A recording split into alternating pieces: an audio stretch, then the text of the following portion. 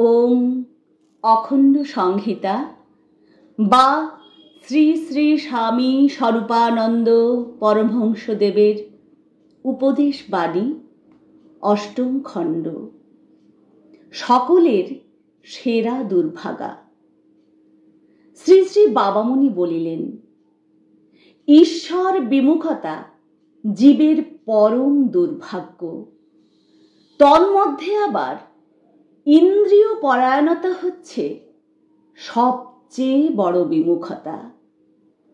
যে ব্যক্তি জীব সেবাকে ব্রত করে ঈশ্বর ভুলে গেছে, সে মহৎ হলেও দুর্ভাগা। যে ব্যক্তি ব্যক্তিগত যশের লোভে ঈশ্বর ভুলে আছে, সে আরও দুর্ভাগা।